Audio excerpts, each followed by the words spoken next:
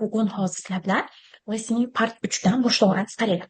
Bizda listeningda kecha ustoz aytganlaridek 6 ta qism bo'ladi. Ya'ni 6 ta qism bo'ladi deganda, Pochani yopib mayni chiqing. Yopishdim. Mhm. Yopdim. mikrofonchingizni o'chirib Nima qo'ying. nima bo'lindi? Menga xalaqit berib qolyapti o'zingiz. Yo, просто rekitatsiya deyapman. Xo'p, endi qaranglar. Qaysi gruppa bu? Bu Sivan B2 xo'p. Hammasi? Ha, tushuntirib. Qaranglar. Bugun asosan o'sha listening part 3da juda ko'pchilik xato topayotgan ekan, o'shanisiga to'xtalamiz. Keyin part 5da. Bizada kecha ustoz aytgandek, listening part 3imiz bilan part 5imizda comprehension, ya'ni comprehension deganda umumiy tushunish juda katta ish beradigan narsada, ya'ni umumiy tushunishimiz kerak boshdan oxirigacha. Lekin degan joyi bor. Imtihoniga oz muddatda qolganlar umumiy tushunishga nima qilmaymiz-ku, tushuna olmayapmiz deyishi mumkin-da. O'shalarga hammasiga bitta-bitta yechim beraman hozir. Qanday ishlanishi kerak, imtihongacha bo'lgan vaziyatda qanday ishlanishi kerak, kecha ustoz aytgandek. Keyin imtihonda qanday ishlanishi kerak, mana shularni gaplashib o'tamiz. Xo'p, qaranglar. Nega qora ustoz tushoqsizda. Xo'p.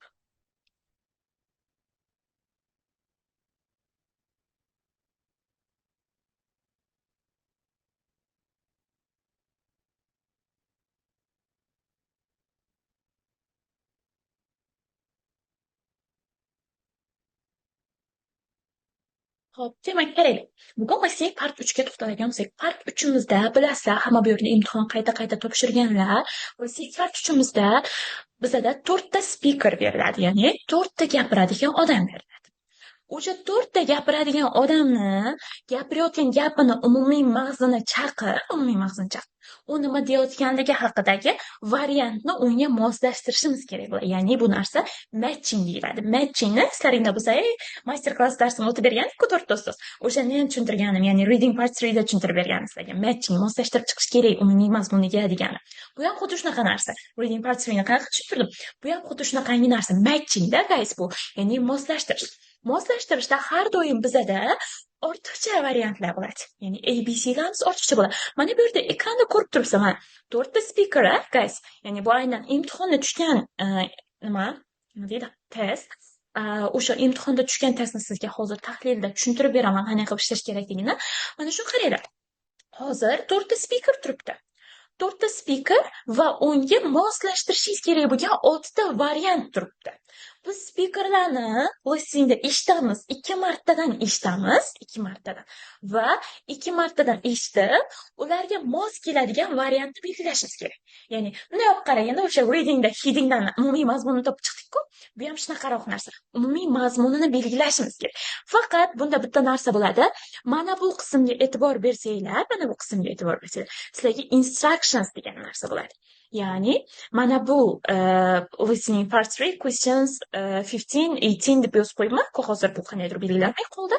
Ana shu yerda instructions sizga ko'rsatma, nimani topishingiz kerakligi, ya'ni aynan nimani belgilashingiz kerakligini mana shu yerda aytib qo'ygan bo'ladi. Mana shu narsani yaxshilab tushuna olishingiz kerak. Agar buni tushunmaydigan bo'lsak, audioda nimani qidirishimizni bilmaymiz. Ya'ni sizga mana shu yerda audioda nimani qidirishingiz kerakligini aytib qo'yadi. Masalan, qarang, mana bu yerga aytgan. You will hear people talking about things they miss.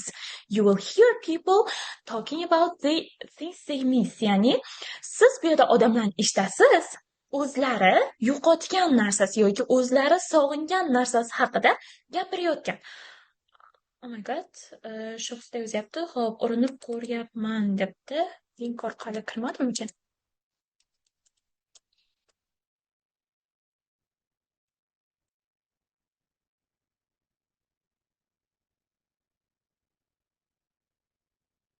Xo'p, demak qaranglar. Odamlar o'zlari yo'qotgan narsasi haqida yoki sog'ingan narsasi haqida gapiradi bu yerda. Yo'qotgan yoki sog'ingan narsasi deganda endi u yerda audioda 3-4 ta narsa haqida gapirish mumkin. Ular opishi umumiy mazmunga ketishi mumkin.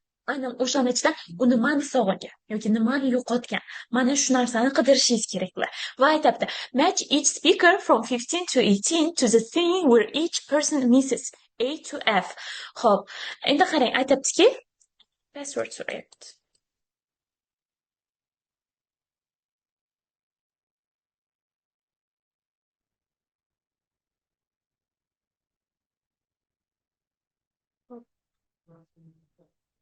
Qaranglar, hozir kimdir guruhga o'tib mana bu shaxsga yordam berib yubora olmaydimi kirgan odam agar uni yaxshiroq tushunadigan bo'lsa. Ismini yozsam xato deyapti, password so'rayapti deyapti. Zapis qilyapsizmi? Kimdir agar yaxshi tushunadigan bo'lsa, bitta guruhga o'tib yordam berib yuborsin, что qolib ketmasligi uchun darsdan. Men hozir unga bo'linib qolsam, yozib qolsam, darsimiz bo'linib qoladi.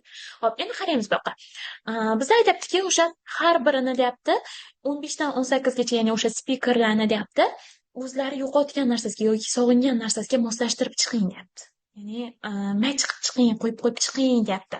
Va aytyapti, there are two extra places which you do not need to use. Ya'ni siz deyapti, avval sizga keraksiz bo'ladigan yana ikkita nima bor, ekstra nimalar bor, variantlar bor deyapti. Ikkitasi sizga ortiqcha, u sizni chalg'itish uchun bo'ladi.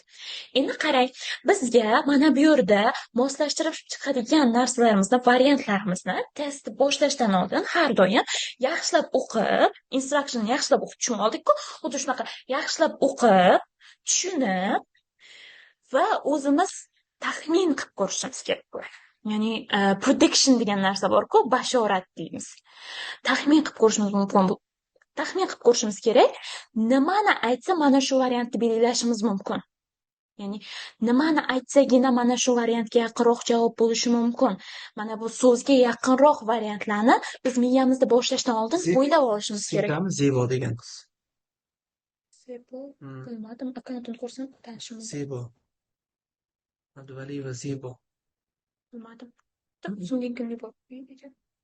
Guruhim linkini yuborib qo'ying. Hop. Jo'natib olibdi.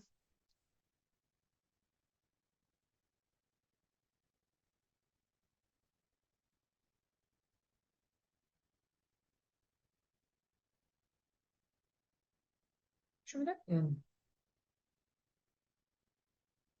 Balkim bo'lsa kerak shu edi. Okay.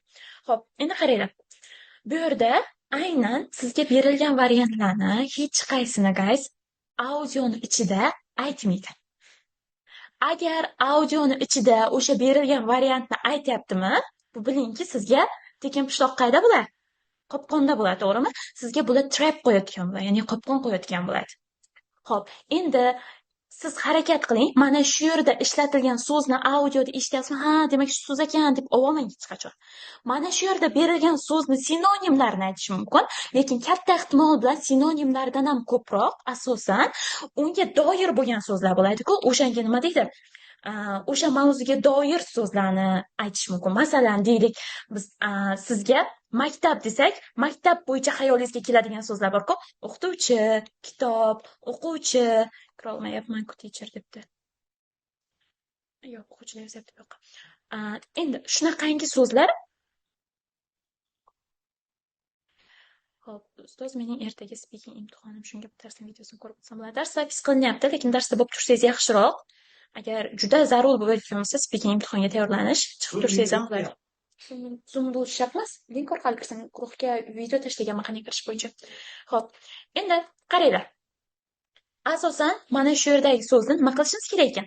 Biz o'shanga doir so'zlarni miyamizda o'ylab olishimiz kerak boshlashdan oldin. Hozir birdan men bu narsani sizlarga praktikada ko'rsataman, O'shanda tushunib olasiz, qanaqa ketma-ketlikda qilish kerakligini.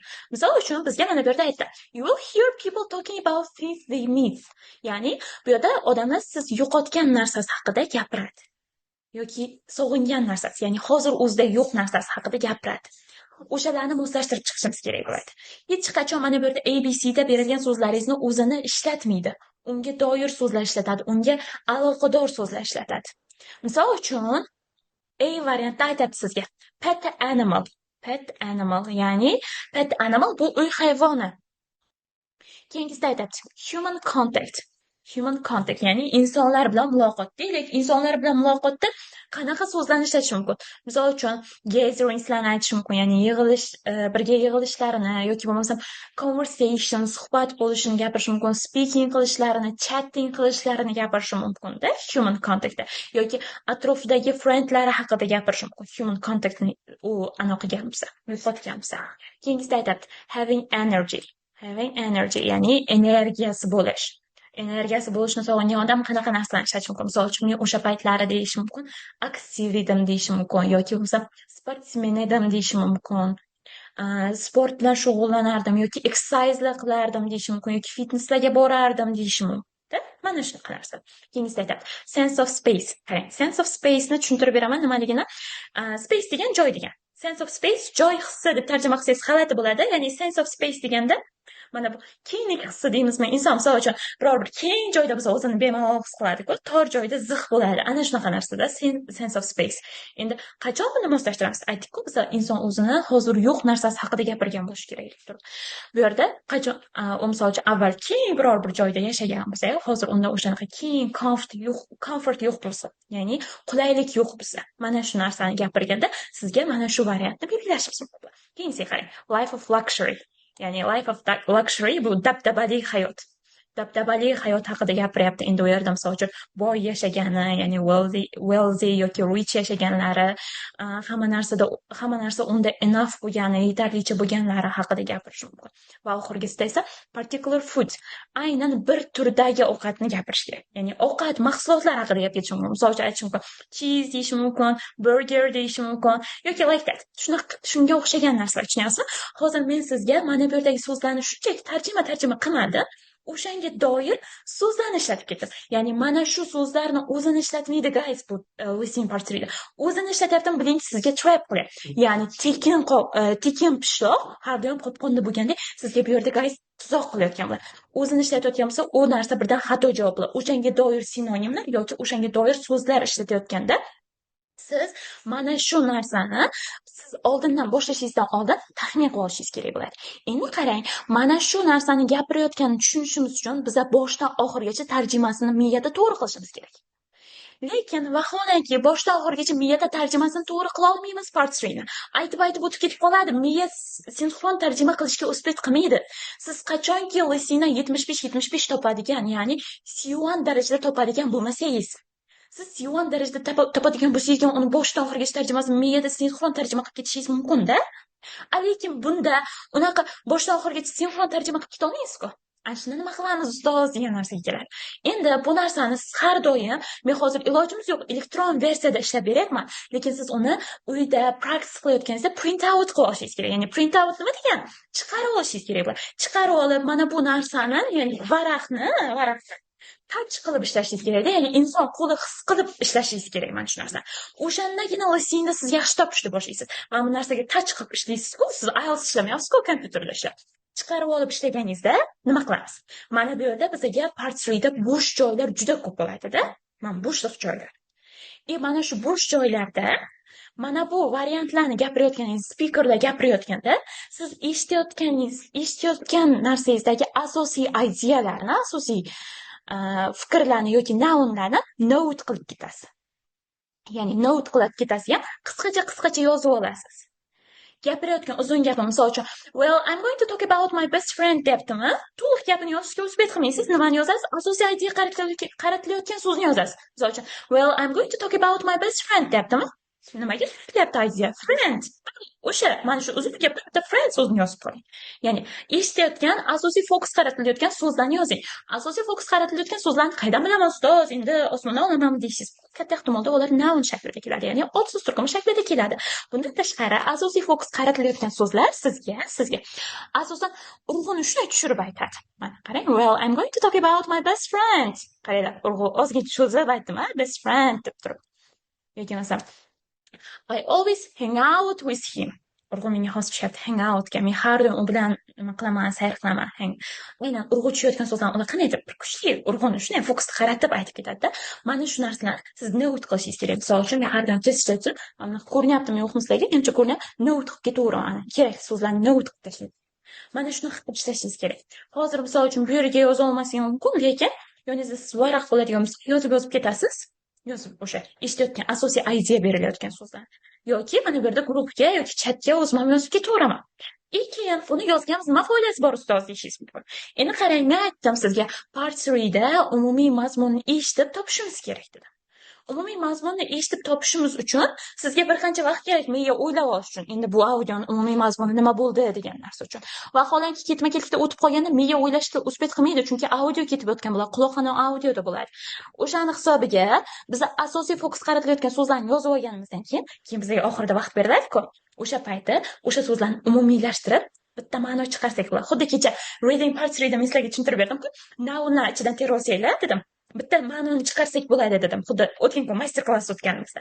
Masalan, so'zlar turibdi sizga sinfxona, doska, ruchka, o'qituvchi, o'quvchi degan so'zlar turibdi. Bunda miyangizga, ko'z oldingizga nima so'z keladi? Maktab keladi yoki ta'lim keladi-ku. Xuddi shunaqangi umumiy mazmunni topib olsangiz bo'ladi-da, ya'ni note qilish orqali. Chumoliga, demak, part 3 da boshlashdan oldin berilgan variantlarni yaxshilab miyamizda o'ylaymiz, nimalar desa shuni aytishi mumkin degan narsani o'zimizga taxmin qilamiz va audioni eshitayotganimizda to'liq tarjimani miyamiz his qilmaydi baribir, guys. O'tib ketib qoladi. To'liq tarjima qila olmasligingiz mumkin. Ba'zida men chalkashib qolaman-ku part 3 da. O'sha uchun asosiy fokus qaratilayotgan, asosiy idea berilayotgan so'zlarni note qilib ketamiz. Ya'ni qisqa qilib turib yozib ketamiz. Yozib ketgandan keyin oxirida bemalol vaqtimiz bo'lgandan keyin uni shunday jamlashtiramizda, umumiy mazmunni qo'yib, topib qo'yamiz. Va bitta narsaga e'tibor berasizlar. Agar mana shu so'zni ichida ishlatyapman, birdan biling, u xato javob sizga trap qilyapti. Chumoliga, agar tushunarli bo'ladigan bo'lsa, chatga hamma shunday tushunlik yozib yuborsa, nimani o'zidagi chatga, oti nima edi? Zoomni o'zidagi chatga. Pastda chat degan narsa turibdi. Shunday yozib yuboringlar, tushunlik deb degan men praktika boshlayman. Ya'ni audioni qo'yib beraman. Xo'p, tushundik nima? Qolganlar. What about others? Aha, sevinch, yaxshi tushundik, yaxshi, zo'r. Tushundik, zo'r. Sevara. So'ngga qo'shilgan telefon nomi bilan qo'shilib ketyapti ba'zilar. Aha, Eroda. Understand. Молодец. Zo'r. Xo'p, tushunarli, a? Demak, endi mana shu narsani analiz eshitib ko'ramiz. Qarang. Men sizlarga hozir audioni bir marta qo'yib beraman. O'zlaring harakat qilinglar note qilishga bir martasida faqat, ikkinchi martasida men ham sizlarga qo'shaman. Ya'ni men ham sizlar bilan birgalikda note qilaman. Ikki martasida ham birgalikda note qilamiz. Keyin notelarimizni jamlagan holatda, ya'ni hammamiz notelarimizni jamlashtirgan holatda bir-birimizga tahlil qilib variantlarni moslashtiramiz. O'shanda ko'ra olamiz qanchalik to'g'ri chiqdi yoki noto'g'ri chiqdi. Notni qayerga yozamiz? Ustoz, biz tartib qila olmaymiz-ku, varaq menga ertaroq tashlab bermadingiz-ku deysiz siz albatta hozir. Notni qayerga yozamiz? Mana bu yerda chatimiz turibdi, hamma ko'rdi. Mana chatga shunday yozib ketaverasiz. Oson-ku. Misol uchun birinchi savoldan keyin men pauza qila olaman. Birinchi savol shunday eshitgan notingizni yozib ketavering. Men hozir bitta audioni sinab olayda, guys, sizlarga eshityaptimi yo'qmi aytaverasizlar. O'shanga qarab keyin boshlaymiz, okay? So 1 minute. Part 3. You will hear people talking about things that... Okay. Audio sizlarga qanchalik darajada eshitadi? Bor, yaxshi. Aha, bo'ldi. Audio demak hammaga yaxshi eshitildi.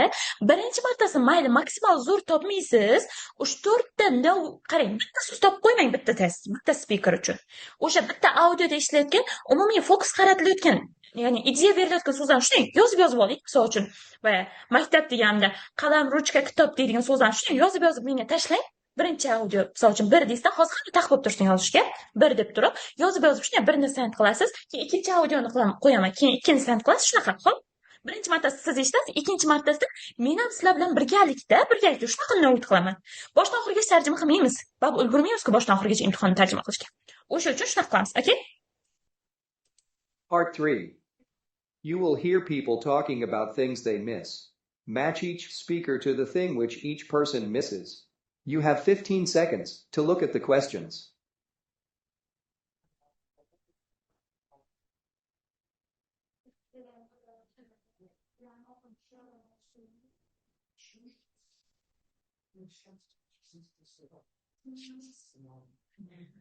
Now, we are ready to start. 1. Well, when my parents moved house, we moved from living in the country to living in a city. And I remember waking up the first morning in the new house and looking out of my bedroom window and being horrified by how close the roofs of all the other houses were. I'd been used to looking out at fields and hills, and I felt so closed in by all the buildings. I don't know how people can bear to live surrounded by row upon row of houses. Okay. Listen Hop. again. Bitta sizlar eshitdinglar. Qarang, ikkinchisida birgalikda notlarimizni jo'natamiz. Bitta hozir not qilganlaring, ulgurganlaringcha jo'natib yuboringlar-da. This mood house, city, first morning, hills, buildings, houses. Perfect. I go, молодец. So, hop, nozima, new house, perfect. Qolganlar tez, shunday not qilgan. Bittasiga ulgurgan bo'lsanglar, bittasini jo'natinglar. 10 tasiga ulgurgan bo'lsanglar, 10 tasini shunday. Tez yozib tashlaylar. Ikkinchisida birgalikda not qilamiz, qaranglar. City, new house, room, bedroom, building. Perfect. Good job. Hop, sevinch, молодец. Zoom user. Ismingizni bitta aytib yuboring. Eslab qolaman. Ismingizni bitta yozib yuboring, Zoom user. Agar o'zgartirmasangiz ham. Shuningda, молодец. Country, city, new house, bedroom, buildings. Vivo. Sizam bitta ismingizni yozib qo'ying. Building, house. So, молодец. Xo'p, endi qaranglar. Birgalikda sizlar bilan hozir harakat qilamiz note qilishga. Hali yo'q, qaranglar, bir marta eshitdik. Bir martada javobni taxmin qilib tashamanglar. Ikkinchi marta ham eshitishimiz kerak. Ikkinchi marta ham notelaringga qo'shimcha qiladigan narsalarni taqib turinglar. Well, when my parents moved house, Okay. Xo'p, birinchi mana when my parents moved house. Ogan, mana men shu narsani oldik. Move, ya'ni ko'chib o'tdi, o'sha uy degan so'zlarni gapirdi. moved from living in the country to living in... Mana. Moved from living in the country. From country dedi, ya'ni qishloq hududidan dedi. Qishloq hududidan.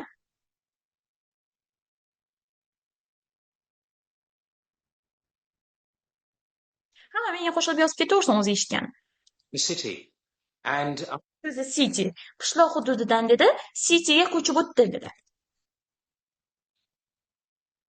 remember waking up the first morning in the new... I remember waking up the first morning, ya'ni birinchi tongda uyg'onganim eslayman. Urg'u qaysiga tushyapti? First morning, yeah?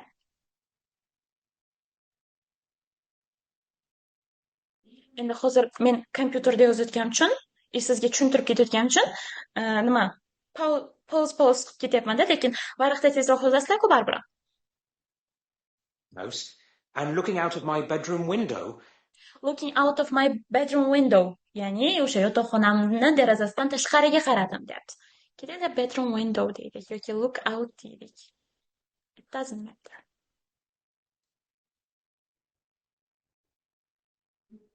And being horrified by how close the roofs of all the other houses were. Hop. Va being horrified by how the close houses are. Ya'ni uylar qanchalik close bo'lganidan, yaqin bo'lganida. Men qo'rqib ketdim deb, urg'u tushyapti. Close, ya'ni uylar shunday bir-biriga yaqin. Men taxmin qildim. Sizlardan oldin ishlab olmaganman, taxmin qildim lekin. I've been used to looking out at fields and hills and Hop, I used to look, qarang, I used to ishlatyaptim. Mana shu yerga e'tibor berishdan kerak, chunki used to degani avval qilardim. Avval shunaqa edi. Biz aytdik-ku, u sog'ingan narsasini topishimiz kerak. Demak, unda hozir yo'q, avval unda shunaqa bo'lgan narsani topishimiz kerak. I used to look out fields and hills dedi. Fields and hills. Mana shu yerda mana urug'imiz tushayotgan so'zlar qaranglar. Fields and hills. Ya'ni men avval o'sha nimamni derazasidan qaraganimda fields and hillslarga qarardim deyapti. Tushunyapsizmi? Nima deymiz fieldsni o'zbekchasiga? Men ham kelmay qoldi hozir. Maydon, dalalar, yaylovlar, dashtlar deymiz-ku shunaqa. I felt so closed in by all the buildings. Ammo bu yerda deyapti, so closed in by all the buildings. Hamma buildinglar deyapti, close, ya'ni nima deymiz? Yaqin deymiz-ku. Mana shu. I don't know how people can bear to live surrounded by row upon row of houses. I don't know how people compare this surrounded by upon the houses. Ya'ni bu yerda nima o'sha surrounded bo'lib yashaganini men nima qila olmayman deyapti. Surrounded. Kelinglar endi taxmin qilib ko'ramiz mana. Biz notlarni oldik deyadi молодец. Qolganlar ham men bilan bir xil notlarni olib ketgan boyagida ham. Hop, move, country, city, first morning, look, window, close, fields, hills, close, surrounded. Umumiy mazmunni qorishtiringlar. Tarjimadan qorishtirmanglar. Ya'ni aytibdi o'sha Move ko'chdi dedi. Mana to'liq tarjima qilmayapman. Просто note olgan so'zlar. Ko'chdi dedi. Country qishloqdan dedi. City shaharga dedi. First morning birinchi tongida derazadan tashqariga qaradi. First morning window look. Mana mana shuni olgan ekanmiz. Umumiylashtirib tarjima qilib ketdim. Close u yerda hamma narsa nima dedi? Close ya'ni yaqin dedi. Avval fields bilan hilllarni ko'rardim dedi. Hillsni olib qolmam yerga. Ya'ni maydonlarni ko'rardim, hillslarni ko'rardim dedi. Close surrounded ular hozir surround shuni o'rab tashlagan dedi. Avval esa mana bunaqa joyda yashardim dedi. Qaranglar, men hozir aytmayman javobni. To'liq tarjima ham qilmadik. Prosta mana shu narsani hozir guess qilib berdim sizlarga, ya'ni olgan notlarimizni. Endi qaranglar, taxmin qilinglarchi, which answer is correct for the speaker one? A, B, C, D, E, F. Pet animal. Uy hayvoni haqida gapirdikmi? A javob chiqib ketadi. Human contact. Insonlar bilan muloqot, conversation haqida gap ketdimi? No. Having energy. Energy menimcha I don't know, sense of space boy tushuntirib bergandim. Ko'pchilik yozyapti. Okay, perfect guys. Sense of space yaqinroq javob, lekin olmay turamiz. Bu yog'ini ham ko'rib olishimiz kerak. I javobni ham yozishyapti. Qaranglar, life of luxury. To'g'ri, mana shu ikkala solib turamiz. Hozir sizlarni chalg'ityapman men bu yerga. Particular food haqida gapirmayman. Qaranglar, o'zi aniq-tiniq to'rtta javobni birdan chiqarib tashlang. Ikkita javob bizga har doim chalg'itish uchun berilgan bo'ladi, ikkita javob sizlarni chalg'ityapti. Qaranglar, sense of space bor, luxury bor. Endi qaranglar, luxury bo'lish uchun bitta narsaga e'tibor beringlar. To'g'ri, shahardan qishloqqa ko'chib keldim dedi. Lekin shaharda ham avval dedi, qanaqa edi? Fieldslar va hilllarni ko'rib turardim, deyapti. Tushunyapsizmi? Dala dashtlarni ko'rib turardim, field hilllarni sog'inganimni gapirib ketdi. U qanaqadir bir misol uchun qimmat kosalarini haqida gapirmadi, qimmat uydagi pardalar haqida gapirmadi, life of luxury haqida gapirmadi hali bu yerda. Shahar haqida gapirish, shaharda yashadi degani, bitta shaharga qarab turib luxury. Shaharda yashadi degan luxuryda yashadi degan emas. U prosta I used to look out fields and hills. Men avvallari fields va hilllarga qarab turardim. Bu yerda esa hammasi bir-biriga close dedi. Tushunyapsizlar? O'shani hisobiga biz mana bu life of luxuryni ola olmaymiz. Ikkilamizdan juda ko'pchilik D deb yozibdi. D answerni olsangiz bo'ladi, ya'ni sense of space. Sense of space bo'yicha tushuntirib berdim-ku. Kenglik hissi insonlar, keng hududda ziq bo'lmasdan yashash, shunaqa narsa sense of space. O'z-o'zidan bu D answerni olsangiz bo'ladi. D answerni olganlarni tabriklayman. I'ni olganlarni ham qoralamaymiz, chunki chalg'ityapti to'g'ri, lekin ko'proq gapirmayapti o'sha narsaga. Biz ham mana bu yerga note qilib olgandan anomimiz nima? Maqsadimiz nima? Aynan bitta narsa haqida ko'proq gapirsagina o'shani olishingiz kerak. Life of luxuryni bittagina CC'da haqida gapirganida olib ketgan bo'lishingiz mumkin. Lekin o'sha luxury haqida ko'proq gapirish kerak. Lekin bu yerda space haqida ko'proq gap ketdi. Nima uchun space haqida ko'proq gap ketdi deyapman. Birinchidan aytdi, bu yerda buildingslar bilan close dedi. Bu birinchi idea. Keyin aytdi, use it to look out fields dedi. Dala-dashtlarga ko'proq qarashni xohlardim dedi. Kengliklarga ya'ni. Va yana bitta aytdi. Bu yerda hamma buildinglar bilan dedi surrounded qilib tashlangan. O'sha uchun javobingiz bunga nima bo'ladi? D bo'ladi answer. Okay? Xo'p, tushundik, nima uchun javob D bo'lgan? Tushundik yozib yuboringlar, tushunmadim yoki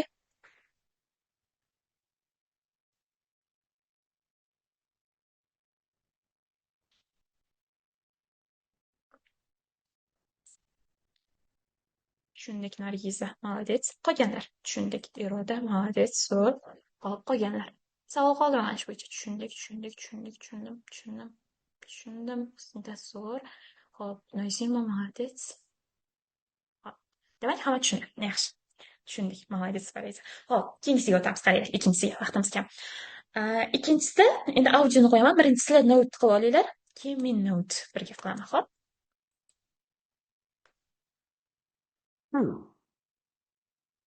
When I first lived abroad, I thought it was wonderful. Suppose I still do, otherwise I wouldn't be here. But one of the things I've never got used to is having to go without some of life's little pleasures. It sounds silly, really. I love cheese, and the only cheese you can get here is in tins, and it tastes nothing like the real thing. At times, I think I can almost feel the texture and see the yellow creamy colour, and then I can almost smell it, that ripe, sharp smell. Okay. Ulgurganlaringcha yozib yuboringlar notlaringni. Ulgurganlaringgacha. Menimcha buni o'zlaring taxmin qilib tashlaysizlar. Men nima qilib berishim shart emas, oson qilib berilibdi. With a pleasure, cheese, taste, nothing real, color, smell. Perfect. I go zo'r. Qolganlar ham. Ulgurganlarcha yozaveringlar.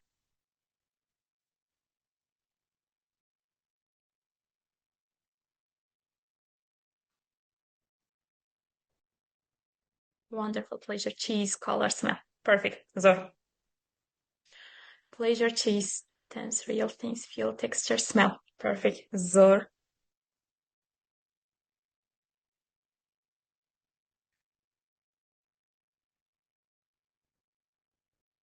Okay, endi cheese, color, smell. Молодец. Hamma yozdi. Endi ikkinchi marta ham eshitib, yanada to'ldirishga harakat qilamiz. Javobni unday yozib tashlamaydi, aytdim-ku, birdan topib tashlaysizlar deb. Oson ekan haqiqatan bunisi, lekin hozir eshitamiz, qaranglar. Listen again. When I first lived abroad, I thought it was wonderful. Well, Okay, wonderful ga tushdi. Hamma shuni olgan ekan. Men ham shuni olay, kelinglar.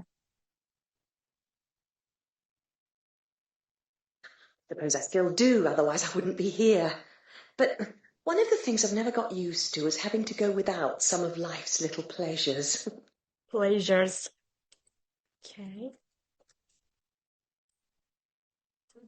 It sounds silly, really. I love cheese. I love cheese. You know? Cheese. Nima deymiz? The only cheese you can get here is in tins, and it tastes nothing Va bu yerda siz buni deyapti. Tins qilib olishingiz mumkin deyapti. like the real thing. At times, I think I can almost feel the texture and see the... Okay. Feel the texture. You know what is that texture?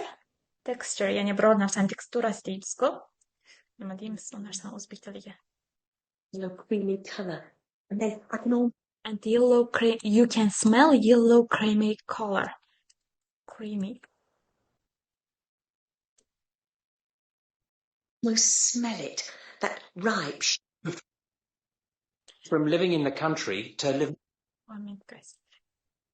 You can smell it. Yani hidlashingiz mumkin deyapti va aytadiki ripe. Yani ripe pishgan deymiz-ku. And sharp in color. Rangi nima deymiz? O'tkir rangi, o'tkir qizil o'tkir shunaqa. Sharp in color. Qarang. Xo'p. Demak, men olgan so'zlar wonderful, pleasure, cheese, tense, texture, smell, creamy, smell, ripe, sharp. Hop, wonderful, never got used, pleasures, opta nargiza, cheese, tense, feels the texture, smell, creamy, ripe, color. O'z-o'zidan javobimiz qaysi bo'ladi? Taxmin qilib tashlaylar. Creamy deyapmiz, pishgan deyapmiz, teksturasi uni deyapmiz, smell qilamiz, hidlaymiz deyapmiz, cheese deyapmiz. Nima bo'ladi javob? Good job. Perfect. You're so active today, you know. Yani javobimiz ha to'g'ri topdi. F, ya'ni aynan particular food haqida gapiryapti, guys. Particular food degan aynan aniq bitta ovqat haqida gapiryapti, ya'ni cheese haqida. E'tibor bergan bo'lsanglar, particular so'zini ishlatdimi? Yo'q, ishlatmadi. Food so'zini ishlatdimi? Yo'q, ishlatmadi. Yoki bo'lmasa boya birinchi speakerimizda sense of space so'zini ishlatdim. Ishlatmadi. Ichidagi so'zni o'zini ishlatmaydi. Mana shu narsani eslab qolinglar. Demak, bunga javobimiz F bo'lar ekan. Mana bu yerdan men F ni chiqarib qo'yaman. Bu yerga F yozamiz. Tushunishga yozish shart emas. Menimcha o'zi hamma to'g'ri topganini tushunganligimizni bilsak bo'ladi. Keyingisiga o'tamiz. Speaker 3. And then I can almost smell it. That The joint topolga o'tib kelib qoldi. ripe, sharp smell. Listen again. And then I can almost smell it. Right. If you've been Right. That ripe texture and see the yellow creamy That's colour. 1 minute in the And then version. I can almost smell it. That ripe, sharp smell. Right. if you've been Endi boya yozdinglar, ko'rdim, молодец. Deyarli bittada o'rganib oldinglar, qanaqa qilib turib so'zlarni topishdi. Men ham sizlar bilan xo'p, ishlab bo'lgunlaringcha yozib olgan notlarimni aytib ketaman. Sizlarniki bilan deyarli bir xil bo'libdi meniki ham, qaranglar. Xo'p, 3 ta aytdi, large family dedi, ya'ni avval katta oilada yashardim dedi. Keyin hozir dedi o'sha katta oila yo'qligi uchun dedi, pet saqlab olganman dedi. pet so'zini eshitganning hisobiga juda ko'pchilik pet animal javobini yozib tashlab, boya aytdim sizlarga, qayta aytdim. Ichidagi so'zni ishlatdimi? Demak, u sizni nimaga tushirdi? Qopqonga tushirdi, guys. Uni olyapsizlar, a javobni olyapsizlar. Haqqimiz. Pet animal saqlab oldim dedi va keyin yana aytdi, keep some company deb ketdi. Ya'ni kompaniyani saqlash, ya'ni kompaniyani saqlash degani nima? Mana bu guruh bo'lish, shunaqaroq ma'noda. Keyin xo'p, yana mana bir o'zim yozolmayapman. Giving affection deb ketdi. Sizlar ham yozgansizlar mana bu yerda. Giving affection, ya'ni giving affection bu mehr berish, mehr uzatish. Tushunyapsizmi? Mana shunaqa so'zlanishni birlashtirsangiz nima bo'ladi? U sog'ingan narsasi human contact bo'ladi. Juda ko'pchilik B answerini olibdi. Yes. Correct answer is B. Ya'ni o'sha mehr ulashish, kompaniya qilish, ya'ni kompaniya deganda groupni tushunib oling. Kompaniya qilish yoki bo'lmasam large family avval bo'lgan va hozir large family bo'lmagan hisobiga qiynalayotgan hisobiga pet animal saqlab olgani, ya'ni pet dog deb ketdi, adashmasam esimdan chiqib ketib qoldi. Uy hayvonchasi saqlab olganliklari, bu hamma narsasi u human contactni sog'inyapti. Tushunyapsizmi? Sog'inayotgan narsasini topishimiz kerak, unda hozir yo'q narsasini. O'sha uchun answer B bo'ladi. Siz ichidagi so'zni ishlatilganiga qarab turib, kishi xato qildi, adashmasam, A answerni olib qo'ydingiz. U trap sizga. Ko'rdingizmi? Ana shu yerda mana o'sha imtihonda tushgan savolni o'zida sizlar bilan guvohi bo'ldik. Ana ichida ishlatilgan so'zni ishlatyaptimi? Demak, u xato javob degan. Demak, answerimiz A emas, qaysi bo'ladi? B, human contact bo'ladi. Keyin 4 ni ham eshitdinglar, birdan tahlil qilib berib ketaman. Qaranglar. 4 da, xo'p, sizlar ham yozgansizlar, o'qib chiqdim hozir. Sizlarniki bilan meniki ham deyapti bir xil. Active dedi. Hozir dedi sitting at home dedi, uyda faqat o'tiraman dedi. Avval dedi I use it to play sport deb ketdi. Ko'p play sport qilardim dedi va bu meni life qilib turardi dedi. Ya'ni nima deydi? Tirik qilib turardi, shunaqaroq. Active, aynan mana shu so'zni eslab qoldingiz-ku, biz boya tahlil qiladigan mana shu narsani gapirib ketganim. Active, hozir sitting at home va play sport, life, hammasini shunday qo'shsangiz nima bo'ladi? Mana bu yerda kimdir ham yozibdi, men yozmabman mana shu narsani. I feel just moving. Harakatlanishim kerakligini feel qilyapman, his qilyapman. Yoki bo'lmasa sport my nima? Really hard sport deb yozibdi kimdir. Bu narsani kim eshitdim yo'qmi eslolmayapman. Xo'p, yana kimdir kicking ball deb yozganlar bor, молодец. Men eshitmaganlarim yozganlar bor. Use it to sport deganlar bor, zo'r. Learning to sail, aynan mana shu borada. Xo'p, young people just watching TV degan narsa bor. Perfect. Hammaga o'qib chiqdim, zo'r. Demak, bularni yig'sak nima bo'ladi? O'z-o'zidan bularni yig'sak having energy, ya'ni energiyasi bo'lgan uni avval. Energetic bo'lgan o'sha narsalarni qilgan u. Hozir qilmayapti. U hozir faqat sitting at home qilyapti, ya'ni sitting at home. Shunchaki uyda o'tiribdi, watching TV qilyapti. U hozir nima deydi? Couch potato degan narsa bor-ku. Faqat yotib olib televizor ko'radigan odam. O'shanaqa bo'lib qolgan. Demak, o'z-o'zidan bunga hamma deyarli correct answerni bergan. Having energy bo'ladi. Xo'p, hammaga tushunarli bo'ldimi qaydan kelib chiqqanliklari? Guys, bitta yozib yuboringlar. Osonmikan? Umuman boshdan oxirigacha tarjima qilishingiz shart emas. Ko'ryapsizmi? Faqat o'sha kerakli nimalarni note qilib chiqishingiz kerak. Rahmat ustozjon, endi tushundim debdi. Hammasi zo'r. Yaxshi, qolganlarcha qolganlar. Tushundim, oson sizlarga молодец, Nargiza zo'r. Qolganlarcha avval ham shunaqa qilib ishlarmidingiz? Birontangiz? Tushundim ustoz, rosa yaxshi, zo'r tushuntirdingiz. Tushundim, Shahzoda yaxshi. Sen zo'r, men ham endi yaxshi tushundim. Rahmat, zo'r iroda, молодец. Ustoz zo'r ko'cha. Yo'q, bunaqa qilib ishlamaganman, Nargiza. Bunaqa qilib ishlamagansiz, shuni Siyon chiqmagan, Nargiza. Shunaqa qilib ishlash kerak. Chunki rostdan miya sinxron tarjimaga ulgurmaydi. Siz agar nima deydi, 100% tushunadigan native bo'lmasangizda, bittada miya tap qabul qilib ketavermaydi uni hammasini. Siz shuni yozib olasiz. Keyin bizga vaqt beradi. Bilasizmi, o'zingiz answer sheetga ko'chirishga 10 minut vaqt beradi. 10 minut bilasizlarmi? 7 minutda ko'chirib olsanglar bo'ladi. Men aslida bu deydigan odam. 7 minutda ko'chirsanglar bo'ladi. 3 minut sizga nimaga? O'sha yozib chiqqanlaringiz bir tahlil qilib chiqishingizga sizni hech kim majburlamaydi. Eshitayotgan payting birdan belgilab ket.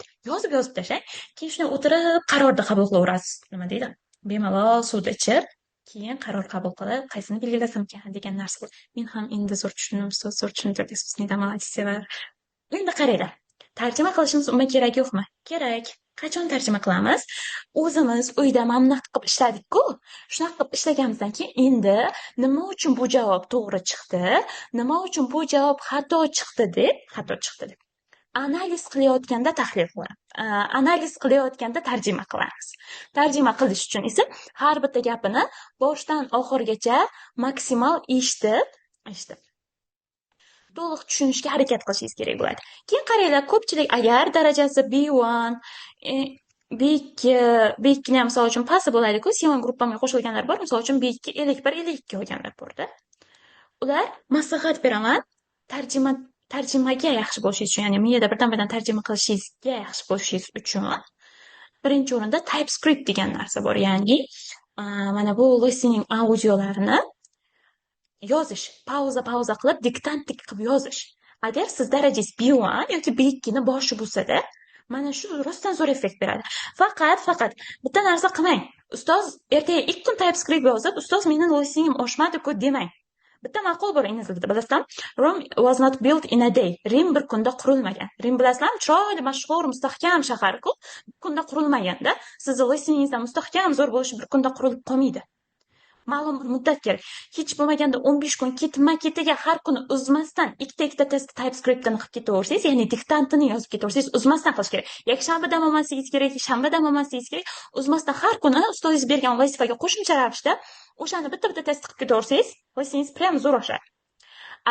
C1chilar uchun-chi deydigan bo'lsak, C1chilar uchun hozir darsda oxirida bitta texnika beraman. Texnika emas, sizlarga bitta material beraman, o'shani qilsanglar.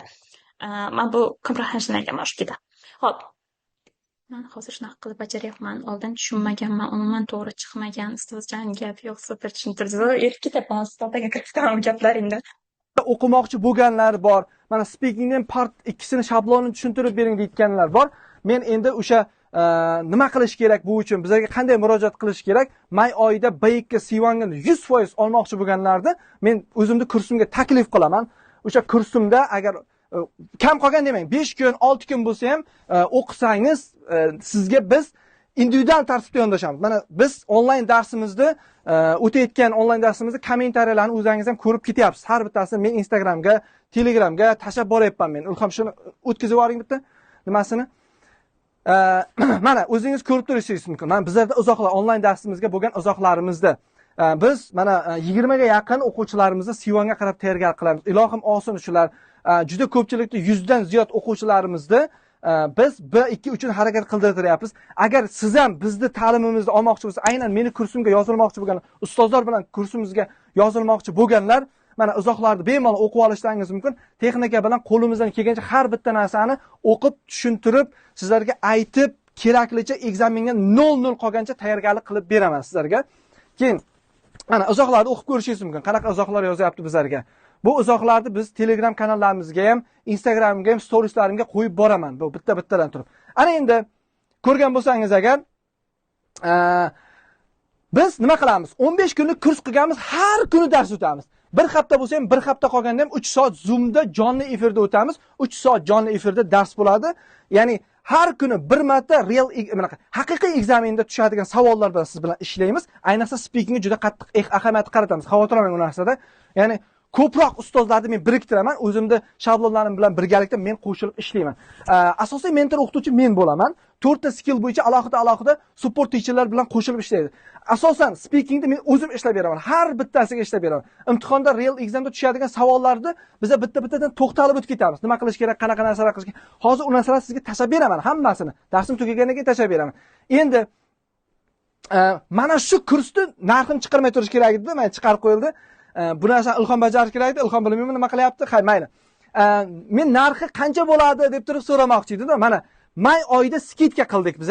150 ming so'm bilan qo'shilib qolsin. Mana bu 15 kunlik deyapmiz-ku. Mana kimnikidir 5-iyunda ham bo'lishi mumkin-da. Borda shunaqa. Bizlar bir oy ham o'taveramiz. Kimnikidir bir hafta ham bo'lishi mumkin. Shuning uchun 150 mingdan. Bizlarda shunaqa narsa bor-da. O'tgan safar ham bitta skidka e'lon qilgandan keyin yozyapti-da menga hammasi keyin yozyapti. Undan keyin narximiz 450 ming bo'ladi bizlarda. Hozir aynan efirda qo'shilib qolishi mumkin bo'ladi. Bo'ldi, 150 ming to'ladimi? Tamom, qo'shilish kerak bo'ladi. Mana shu kartalarga 150 ming shuni to'lang, qo'shiling.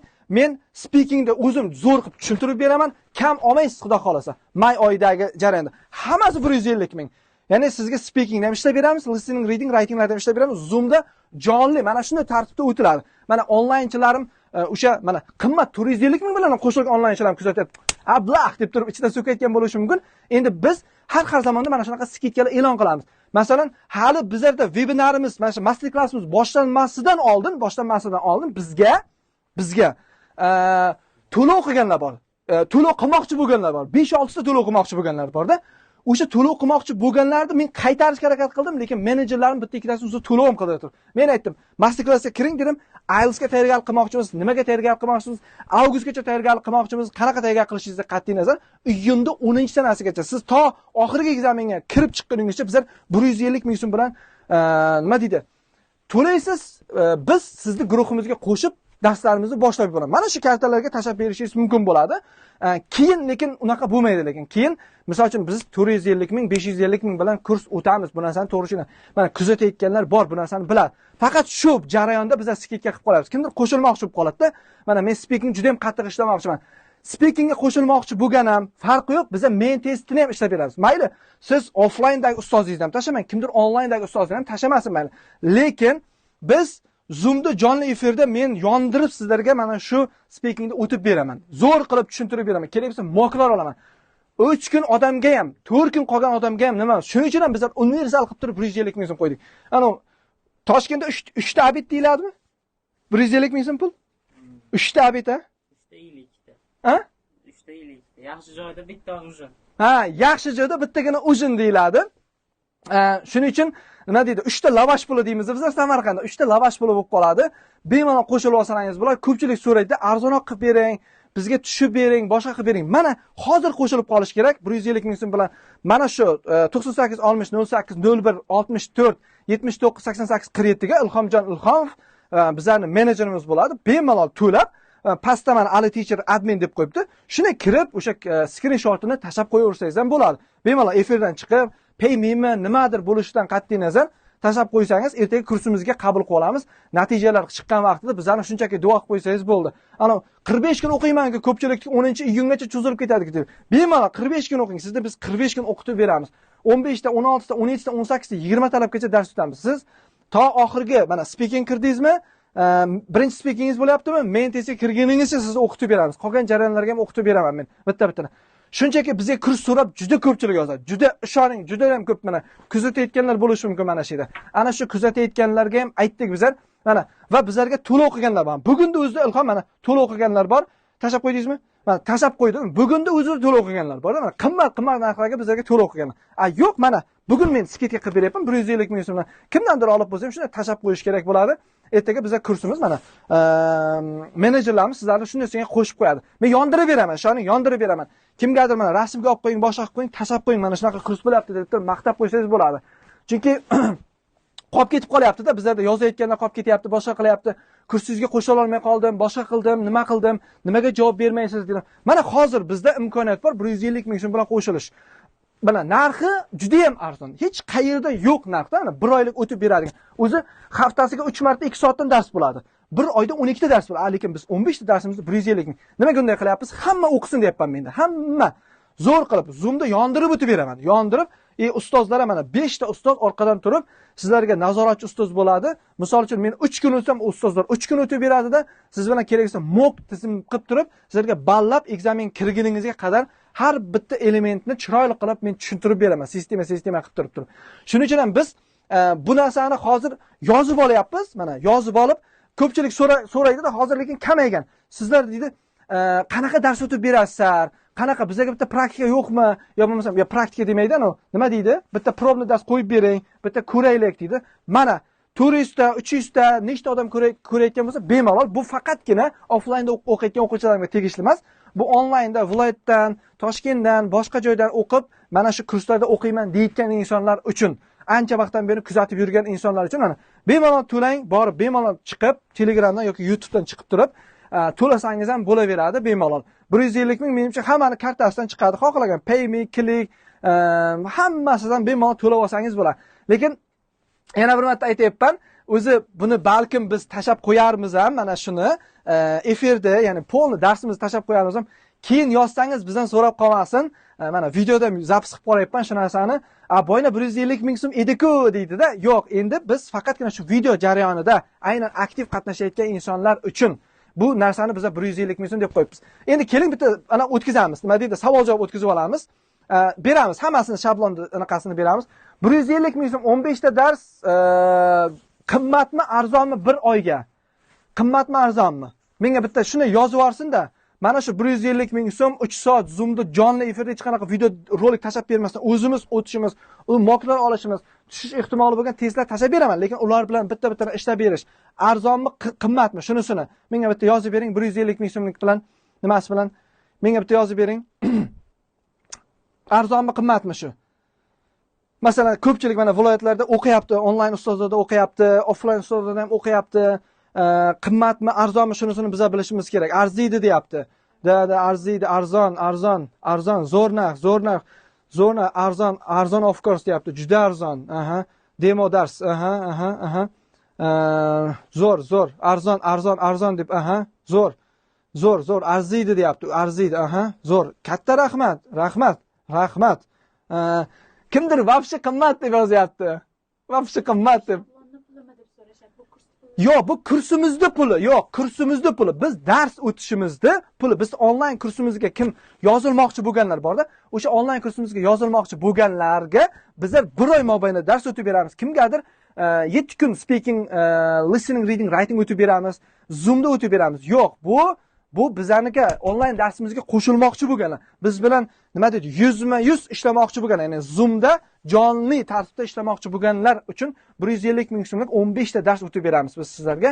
Ayniqsa speakinglaringizni juda ham kuchaytirib beraman. Men o'zim aynan shu jarayonga bosh-qosh bo'laman men. Aytgancha bitta narsani yodimdan ko'tarilib ketibdi. Qarangizlar, bizlar faqatgina biz 40 yo 50 kishini olamiz. Shu bilan joy to'ladi. Nimagaki bitta narsani to'g'ri tushuningizlar. Bizda o'zi joy kam olamiz skitka bo'lganligi uchun. Men shunchaki skitka qilib qo'yapman buni, atayin skitka qilyapman. Lekin keyingi safargida esa men 450, 550 mingdan qabul qilaman. Shuning uchun o'zi 30 taga 7 ta to'lov qilganlarimiz soni, to'lov qilib qolsangiz, to'lov qilib qolingizlar. Men mayli nima deydi, bu imkoniyatda men tomonidan ko'pchilik arzon qilib bering deydi, boshqa qilib bering, sharoitimizdan kelib chiqing, buni qiling deydi. Shundan kelib chiqib turib biz 150 ming so'mlik kurs qildik va mana sizga demo darsimiz qanday tartibda o'tilishlarini biz sizga ko'rsatib berdik-da jarayonda. Buni ichiga hammasi kirib ketadi. Shablonlarni ham hammasini o'rgatish, dars o'tib berish, hammasi ichiga kirib ketib qoladi. Agar bizni kursimizga o'qimoqchi bo'lganlar bo'layotgan bo'lsa, bemalol mana to'lov qilib, mana Ali Teacher Admin degan bor, Ilhom degan yigitimiz bor, mana o'sha efirda ortida o'tiribdi. Shularga bemalol cheklarni tashab qo'ysangiz, biz sizga darslarni qo'shib beramiz. Ya'ni guruhlarga qo'shamiz. Hamma bilan men o'zim bitta-bittadan tanishib chiqaman.